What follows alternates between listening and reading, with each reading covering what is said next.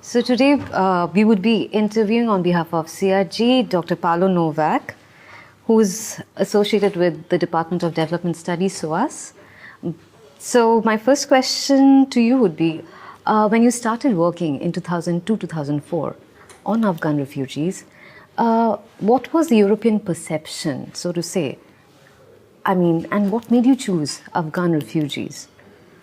So I arrived in Pakistan, in fact, in late 2001 as part of my PhD field research, and I was pretty much interested in the system of protection and assistance that had been going on for over 30 years in that country in support of quote-unquote Afghan refugees.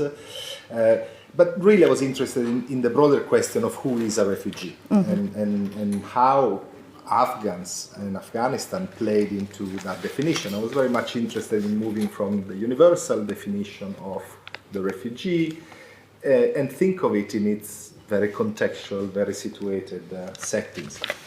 At that time, I mean, recall those years, recall especially 2001, the whole Afghan refugee question or the whole Afghanistan question came predominantly back into the scene, into the European scene, and primarily for things that could only tangentially perhaps be associated to Afghanistan itself.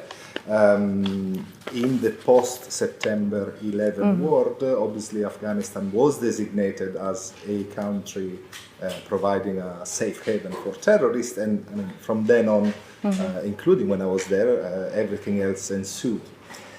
This was a very marked change compared to the previous decades, the 90s, where the whole Afghan refugee issue kind of faded away in the European imagination, contrary to what had been the case in the 80s. So, I mean, certainly in the ebb and flows of interest of Europe into Afghanistan and the Afghan refugee question, that was the beginning of a pretty much heightened concern, but really a concern with security, with Afghanistan, with peace building or regime change.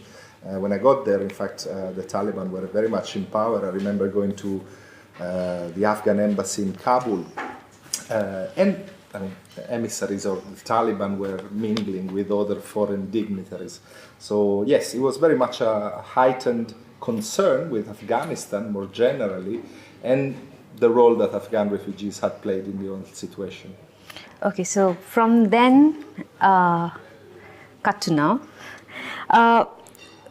Last year, Britain and other European countries were accused of breaching international law, as it emerged that, you know, the number of asylum seekers were forced to return to Afghanistan, even though it still continues to be troubled area, troubled zone.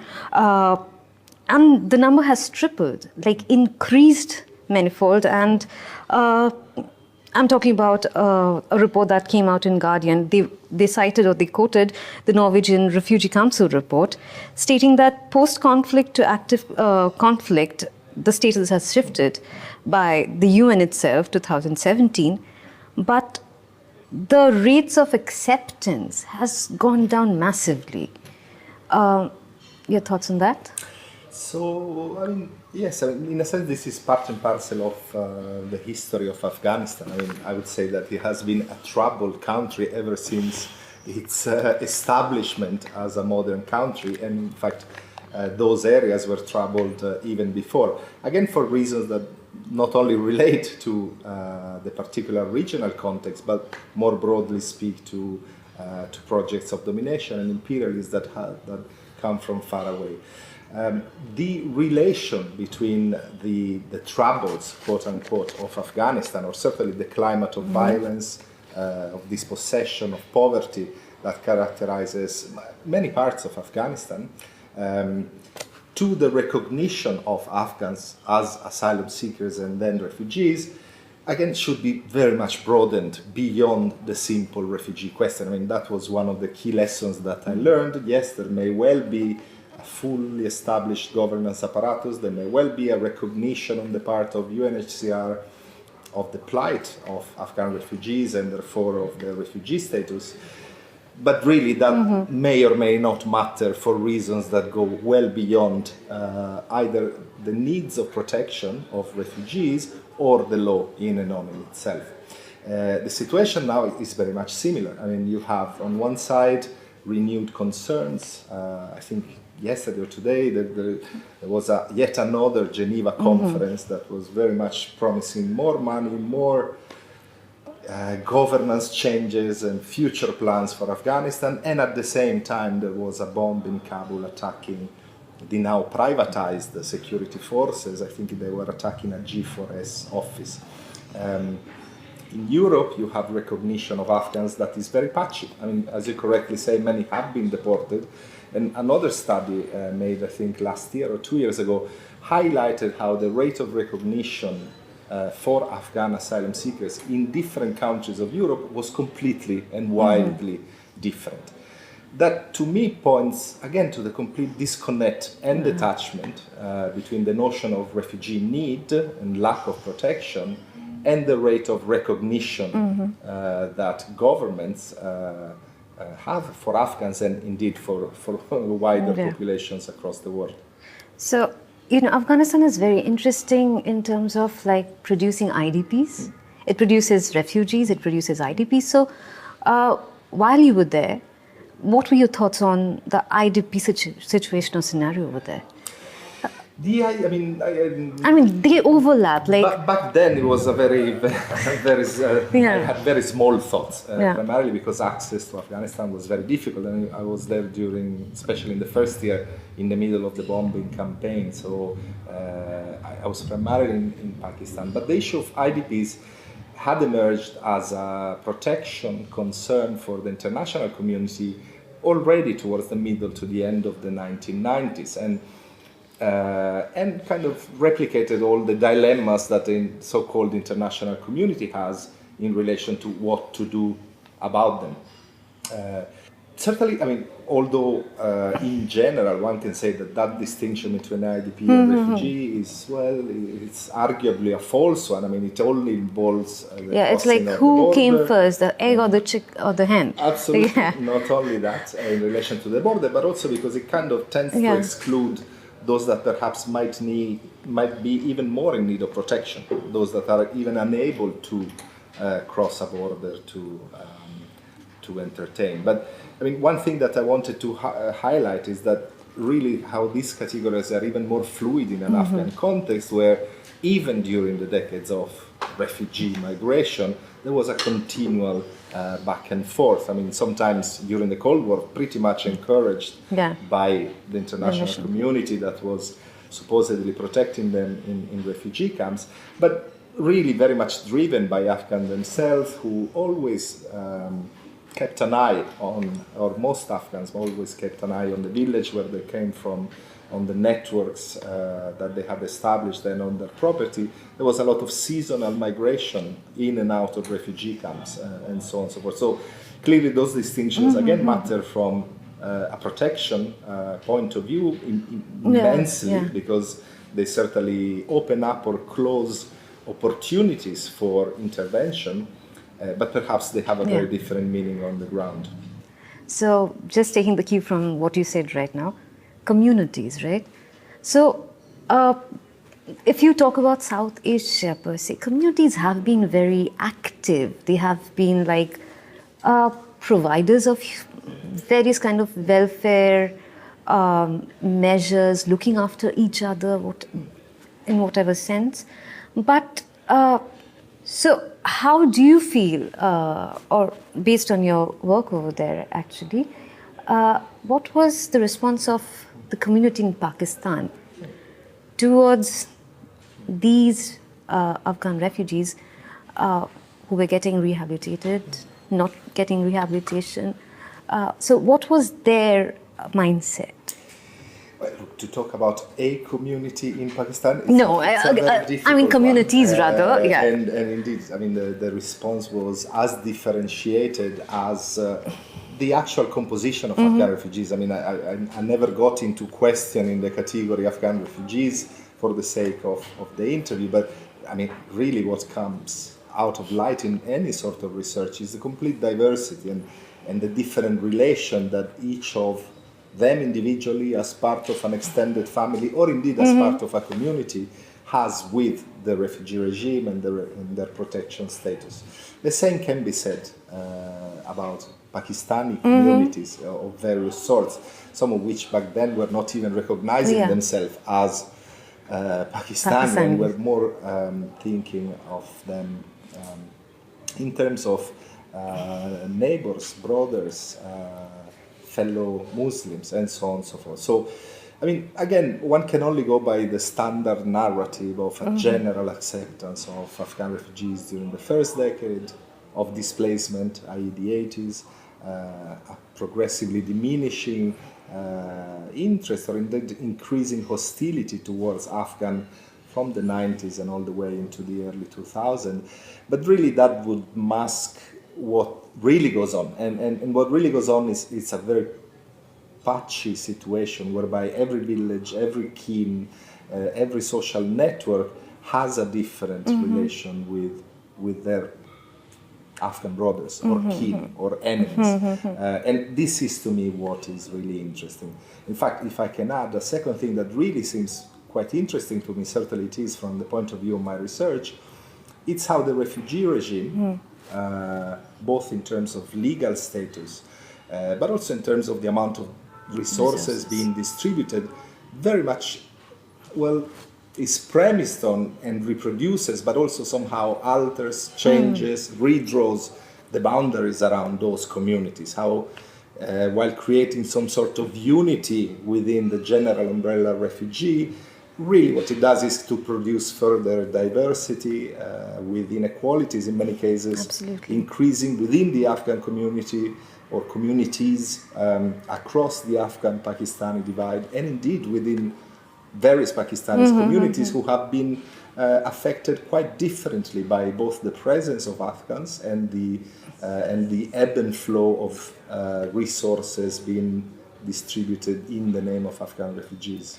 So the responses also from the state or from those international organizations should be manifold and not like, it shouldn't be like one response, because it is not a homogenized entity or group of people.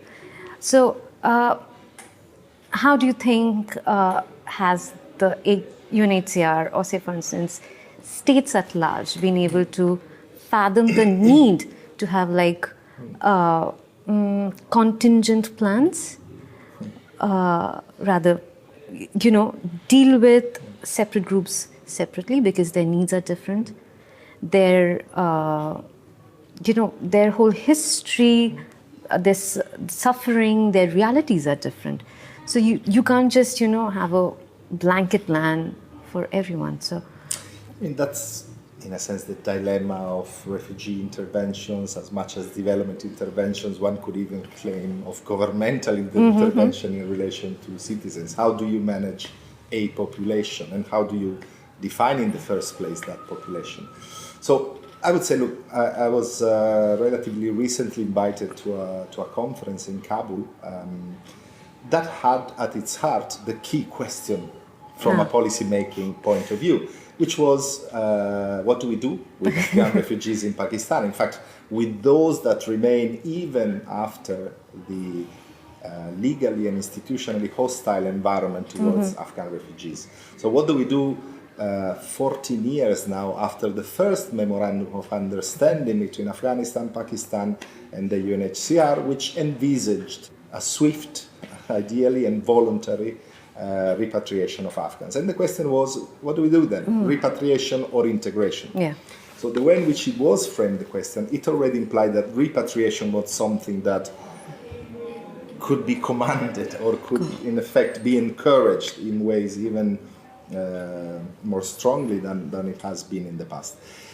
And it is very difficult to adapt that sort of policy-making framing to the realities, as you correctly say. So, I mean, to my mind, there is a tension here. One, the idea of following the law as a blueprint, in which case that is the right question. The refugee cycle has ended, at least according to those who define the end of the refugee cycle. And therefore, Afghans should find a durable solution. Resettlement elsewhere is not a possibility. That leaves open repatriation or indeed integration, which I guess it means primarily obtaining some citizenship status or some resident permits. I mean, Afghans are well integrated into the fabric of Pakistan. So from their point of view, from policymaker point of view, it's really a way of trying to adapt or to use the law as a blueprint and try to encourage or create the conditions for Afghan refugee populations to fit into the blueprint. I think, as you correctly suggest, that maybe the other direction is more productive and certainly should be encouraged. To start from the diversity of conditions, experiences, aspirations and claims, and somewhat adapt the law to that blueprint.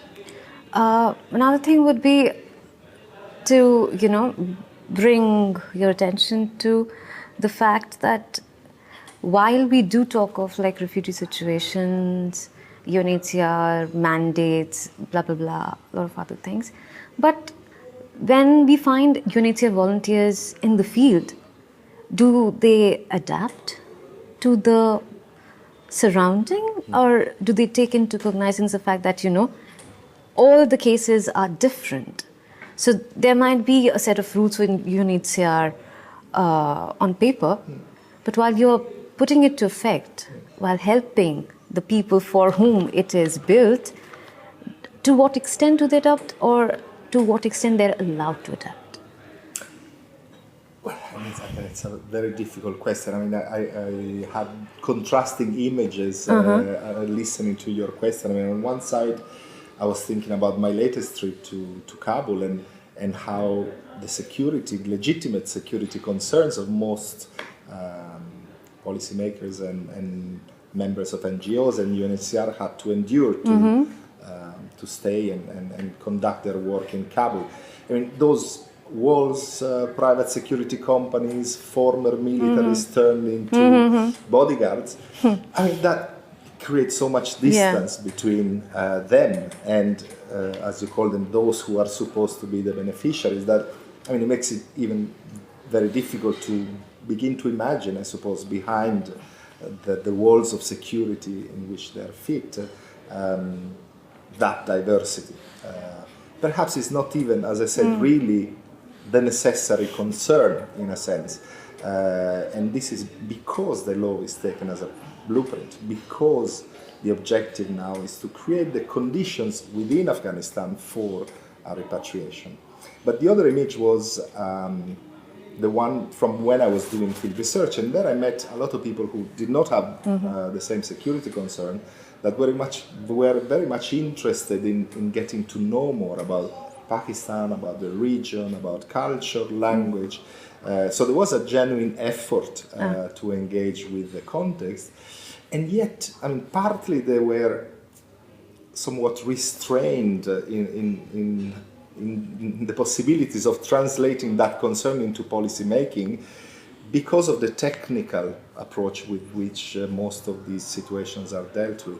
And partly they were somewhat constrained by the fact that there was a high rotation. So a foreigner arriving in Pakistan wouldn't at best stay for 5 years. Obviously, there are always exceptions to all of this. And as I said, I mean, when you talk about Afghanistan or Afghan refugees, it should be mostly about the provisos than the real narrative that I have to communicate for the purposes of an interview. Okay, coming back to the issue of returnees, the earlier ones were mostly Pashtuns, and they were sent back in families. But now we find like young individual men, either from Iran, Europe, being sent back or bundled back. And they are mainly Hazaras and Tajiks, who are minorities in Afghanistan. The reintegration of these new returnees, of course, I mean, pose new challenges to the whole already existing problem. And the irony being that they have been there for a while. And now they're not wanted anymore, and they're being bundled back. And so they always try to remigrate to Iran or to Europe. And so they will be sent back. So this is not going to end. Like this cycle is going to continue for. But from a researcher's point of view, I mean, of course, as today we found that most of the research that's being done is fragmented research. So, I mean, as researchers, as people working in this particular field, how do we keep tab on, I mean, these people who constantly live in a cycle of movement, perhaps? I mean, they come, they go, they try to build a home, but then again, they're sent back, pushed back. So, what do you think? Difficult question again, but I'm also not sure about which returnees are you talking to. It seems more like you're talking about people being deported. No, Afghan refugees. Okay. Like earlier, they were like families, mostly Pashtuns that were sent back, returnees. No, exactly, sent back. Anyway, returnees. They voluntarily. They had a sense that things are like settling down. A lot of people. I mean, look, the first repatriation drive. For what Pakistan concerns, was in 1992, right? And that led to the repatriation of 1 million refugees, which in reality meant that up to 1 million refugees gave back the ration cards that certified their status as refugees, and in a sense got the incentives that were associated to that repatriation. They may or may not actually have gone to Afghanistan. In fact, even if they went, most of them returned because the situation of violence persisted, and it persists today. Similar things can be said about the movement of Afghans to Europe. I mean, a lot of the people that I met this summer during my research, had either come straight from Afghanistan, but many really have been living and working irregularly in Greece, then attempted to go to the UK, spent some time in what was called the jungle, the camp in Calais, then made their move to Italy and attempted to seek asylum there. I mean, mobility has been the defining feature of Afghans, and not only them, for forever. In fact, as a researcher, the only thing that I can say is that throughout history, really, migration has been the major constitutive dimension of the resilience of Afghans in the face of wars, in the face of dispossession, in the face of violence. I mean, migration that's been the only constant throughout history. And so if anything policymakers could do about, it's really not to further prevent the attempt, at the very least, of leaving that option open, because it has been perhaps the only durable solution in a non-institutional sense that has allowed for their reproduction. Yeah, and how much hopeful are you about the global compact for refugees? Look, again, the global compact is much like the whole intervention. I mean, on one side there are certainly positive sides to it, this thinking together about refugees and migrants, this renewed attempt at thinking the basic categories that emerged out of the World War II settlement. I mean, that can certainly be considered very positive.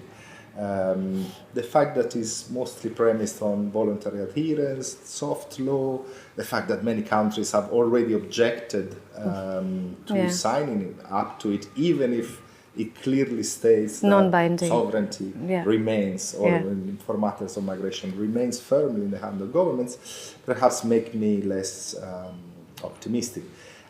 Again, my direct experience tells me that if ever that global compact will produce some sort of institutional change, its effects are going to be very varied. And I would be interested as a researcher in thinking how that, again, reproduces some inequalities, creates new ones, or in fact may alleviate some of the long-standing problems. No, the reason why I asked is that, all these problems center around the issue of border, or borders per se. And in this part of the world, it's been a colonial outcome, right? Because of the colonial experience, that we have so much of continuous process of othering, so to say. So, but as Professor Shamada was pointing out earlier, that, the the post-colonial voices per se are completely absent from the compact. So how do you feel that, we are talking about Afghan refugees, but we are not making them a part of that dialogue? Sure. I mean, I'm all for listening to any voice. I mean, I think this is a legitimate critique, and it's a critique that has been long-standing in a sense. I mean, has been framed in very different ways. I mean, if you think that the 1951 convention that everyone still kind of clings on to as it maintains a parlance of order in a legal sense, it's not signed by the vast majority of South Asian countries. It was developed in the very specific post-war context, post-World War II European context, that adopted ideas of sovereignty, of nation, of persecution, that need to be translated once set in context beyond the specific one in which they emerge. So surely, I think it's really about the translating those opportunities and try to think about the potential repercussions that these concepts, as deployed in documents such as the Global Compact, have in context. I mean, that is fundamental for its success, whatever that means. In your last lecture, you had said that, which way should we look into, like repatriation or integration with regard to Afghan refugees. So, with regard to that question, which angle should we be looking at? Should we look into it from the humanitarian perspective, or as it is increasingly becoming an issue of development, something to be controlled, to be dealt with, to be contained? So, look, it has always been an issue of development, of uneven development across continents, within Afghanistan, within communities in Afghanistan and Pakistan and the region as such. I think given where we are now, and trying again to not only think about the European context and the South Asian context as two separate, they are one context. And I insist on the fact that throughout history, for many people, in fact for the most disadvantaged people, however we think of migration as something that is forced and that it becomes a necessity, it has also been perhaps the only opportunity left for many people. One way in which we should think about all of this is to think about increasing the possibility for migration for Afghans and everyone else that attempts to move somewhere else. I do agree that the situations are similar, but at the same time they are not so similar. They are combined in an even. True. Yes. But okay, then we have, this will be the last one, I promise you. Last session we talked about Nick Van Heer's idea of refugia. Do you think we can have somewhat closer concept working for South Asia, or say, for instance, the world at large? Look, that's a good question, and in fact it allows me to kind of move out of the researcher chair and really think about what can we do.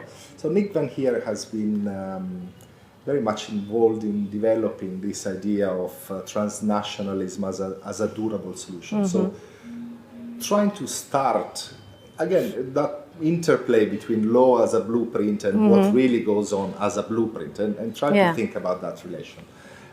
So I'm not exactly sure if the idea that he's putting forward in terms of refugia is about that, but it seems to me that is perhaps a continuation, the idea that, well, transnationalism, or what he calls transnationalism, should be recognized as the starting point for thinking about governance systems. And I think that's very doable, not in the way perhaps in which the notion of refugia suggests or implies, But in a very basic sense, I mean, in places in South Asia, there are border passes, or in fact, ways of thinking about citizenship that try to somewhat transcend the boundaries of states and nations, that allow for a degree, at the very least, an increased degree of autonomy, that perhaps formalize what already goes on, and by formalizing, well, it takes it out of the irregular world, a world where abuse is more likely to happen, where there are more direct responsibilities on the part of states, and where there is somewhat of a legal institutional framework to which we can all cling on to. So anything that somewhat recognizes the role that migration plays in the social reproduction of individuals, households, and entire communities, the better. And so in that sense, could be something that we could look at. Yeah, while there exist borders, there are also porous borders. And the states facilitate. I mean, they're like, at times they know that they need them and they do nothing about it. So, yeah, while there are borders, there are porous borders as well. So thank you, Dr. Novak. Thank you for the time. Thanks.